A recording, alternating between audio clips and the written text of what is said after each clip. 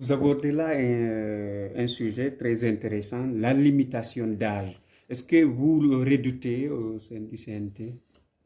On n'a pas à redouter la limitation d'âge, ça ne figure pas dans les textes de la charte de la transition qui, en principe, est le guide pour ce choix. Et on n'a absolument aucun problème.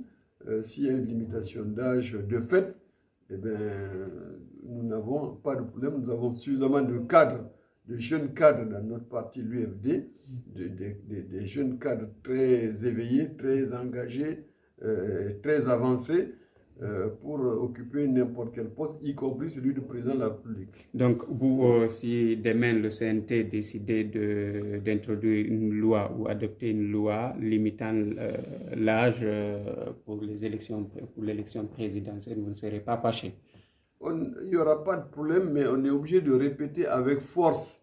Il ne faut pas faire des lois directives, c'est-à-dire diriger contre pour arranger ou gêner tel ou tel individu.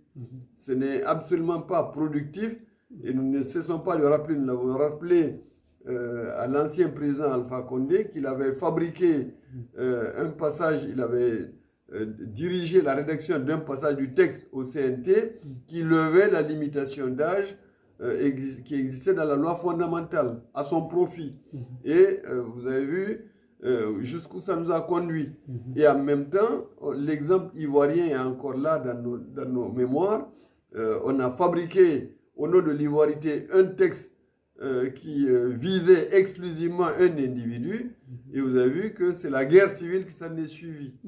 Donc, dans l'esprit des lois, les lois sont faites pour l'intérêt général et qui s'appliquent à tous et à toutes et non pas uniquement cibler quelques personnes. Ça ne marchera pas. Et ça ne marchera pas. Au CNT, les partis politiques ont juste un quota de 15 places sur 81, même pas une minorité de blocage. Oui. Est-ce que ça peut s'interpréter comme étant un mépris à l'égard de la classe politique? Ce n'est pas un mépris, c'est une volonté manifeste d'éteindre la classe politique. La classe politique et de dire, ben oui, c'est tous ensemble qu'on va décider, on n'a pas besoin des politiques. Maintenant, ils feront leur propre expérience. Je rappelle que le politique, c'est quoi?